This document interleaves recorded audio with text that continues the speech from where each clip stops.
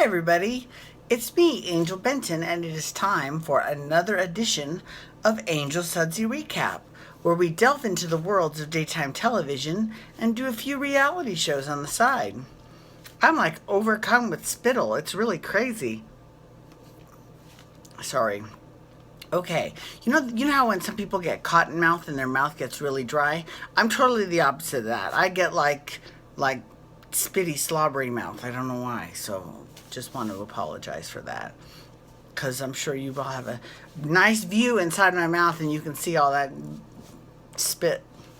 Anyways, sorry. Okay, so today we're talking about daytime. Oh, today actually is also the 4th of July, which to all my friends outside of America, that is Independence Day. And on this day, in 1776, the Declaration of Independence was signed. Or was it drafted on that day? I don't know. It had something to do with the Declaration of Independence. It was either signed or drafted on that day. And I know that it wasn't until like a couple years after that it was actually, sent to England or something like that. But in any case, this is the day that we celebrate our independence from England. This is the day that we gave a big fuck you to England, which is actually kind of hilarious a little bit because England, Canada, America, and Australia have a lot more in common than we don't, honestly. So I just want to say happy Independence Day to all of my American compatriots out there, wherever you're living in the world. And also to my English friends, thanks for not holding it against us. Okay, so now we're talking about The Bold and the Beautiful. Here's one of the reasons why The Bold and the Beautiful is killing it. Now, I know that Young and the Restless is number one in the ratings, and it has been for like 20 some odd years. But the reason why Bold and the Beautiful is so good is because, and this might be a step backward for soap, but it's because it's a half an hour show. It's easy to get caught up on, and the stories are always good because, they don't have to film these people for an hour. Is that a scab? Look at that right there. This little red piece right there. I wonder if that's not for my glasses because my glasses mark is right down here. It's interesting. It doesn't hurt like a scab. Whatever. Anyways, so it's just 30 minutes.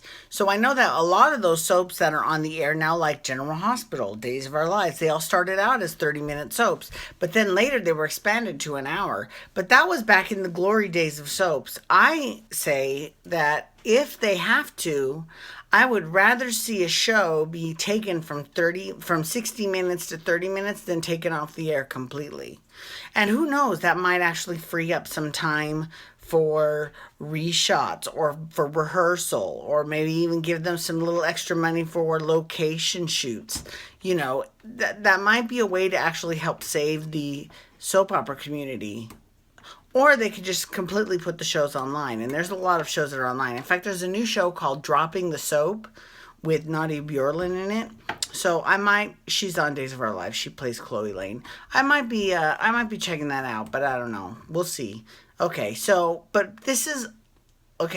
remember how when Quinn came on, and Quinn is pretty much batshit crazy, right? But I was like, oh please, she's not even crazy. She just loves her son and would do anything for him. Sheila Carter was batshit crazy. Get her back, because she's nuts. Well, she is back. And let me tell you something. She's only been back like a week. And she hit the ground running. And God bless Kimberly Brown. Okay, here's the thing. When they introduce new characters and they're already in front burner storylines already, it can be a little disconcerting because a lot of times they are still finding their feet as actors, and B, as viewers, we're like, why is this person in main story all of a sudden? We barely even know them, right? Now, and so if they're not that good at acting, and sometimes they eventually get better, and then when they're actual strangers to us as viewers, it doesn't really make a lot of sense to put them front burner. Now, some people can actually take it. For example, Sally Spectra, the new Sally Spectra, she came right on and she was right in, and she handled it beautifully. She was great. Although, here's the thing. So this past week, Forrester had a photo shoot, right? And well, it was kind of weird that they just had the people from Forrester. They didn't have any actual models except for Maya working there. So they had like Maya and Nicole and Carter. Carter, who really gets trotted out once in a blue moon. But I realize that it's because he's actually a writer on the show as well. So it's not that he's not busy. So I'm willing to forgive that one because that seems a little random. But Carter, Zende, Rick, you know, all these random, Steffi, all these random hoo-has that work behind supposed to work behind the scenes at Forrester are now all of a sudden in front of the camera. Well, Thomas gets the hair up his butt to bust into the photo shoot and say, hey, because it's being streamed live for Ion Fashion owned by Spectra. And he says, hey, why don't we just do a little fashion duel, you know, us and Forrester, between Spectra and Forrester. And he's like, I understand if you don't want to, if you're scared, I understand. Which, of course, Stephanie's like, fuck you, we're on. Yeah, you're going down, which is so silly because I hope that Thomas fucking blows her out of the water, but especially because she's not a designer. But anyways, the thing about it is during that scene, I didn't like Sally's bathing suit. I know, I'm a horrible gay, but I hated it. I really did. It didn't suit her body at all. Her body is fierce. First of all, I don't want her to think, oh my God, there's something wrong with my body. No, your body, there's nothing wrong with your body. Your body is amazing. Just the suit was not cut right. The angles weren't correct, you know, and you had that cover up for the bottoms, which made it didn't look good at all. And I would have rather she wore a different swimsuit. That's all. And in that case, I wish that whoever does costuming for the show would have chosen a different swimsuit. Now, Thomas, on the other hand, looked mighty fine. He looked real nice. Real nice. So, thank you to you, Bill Bell and Sony and CBS for giving us more shirtless Thomas. I think I actually thanked you for that last week, too. But this week, I'm still... Anytime we can see some shirtless Thomas, I'm going to be grateful for that. So I'm going to enjoy that. So I will say thank you. Okay, so back to Sheila Carter. She's nuts. She's crazy, and well, first of all, wait, before we even get into that, I'm so glad this Avant story about the baby is done. Thank goodness. I hope I don't ever have to hear about that again. It's so stupid. I'm so glad that's over. It did provide one nice scene between Maya and Nicole where they were both crying and boo-hooing, and if they're smart, if they submit themselves for the daytime Emmys this year, they'll choose that scene. But it's too much. It's with Julius and Vivian and, you know, all that. It's just, and especially because it really prompted a 100% about face from Zende, who you would think would be on Julius's side because he's very much, you know, in terms of Julius's points of view, he's very much in agreement.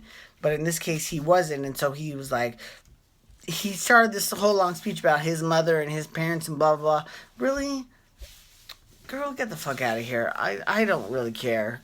Bye. I like everybody when they are in their own separate stories, because when they're all together, they are a snooze fest. So, I'm trying to think. What would I like to see? Like, honestly, I wouldn't be surprised if a couple more kids showed up and they ended up being Julius's. That would be interesting. Or if Vivian actually had an affair. Ooh, with Carter. Yes! That would give Carter some screen time. That would be a really good idea, actually. That would be great. And you know what I'm really loving? And I have to admit this. I'm really loving the potential pairing of Wyatt and Katie. I think it's brilliant. I think it's great. She's not married to his father anymore. She's not his mother. Quinn is his mother. So I say he should go for it. Because A, Liam wouldn't know what to do with himself. Bill might get pissed off, but who the fuck cares? Katie'd be happy. He'd be happy. I say they should get together. I like them together, actually. I really do. anyways, I do want to say thank you so much for logging on today, and have a wonderful 4th of July. And those in America, please be careful if you're lighting fireworks. Please feel free to follow me on Twitter and Instagram at Angel Benson.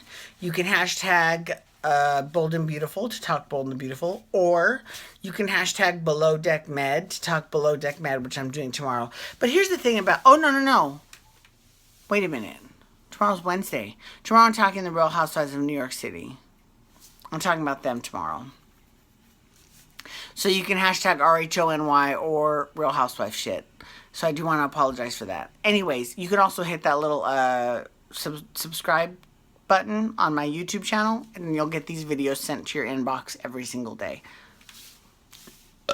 Excuse me. I made it almost through the whole damn thing without... If I had just ended this at 10 minutes, you wouldn't have even heard that belch. But oh well. Excuse me.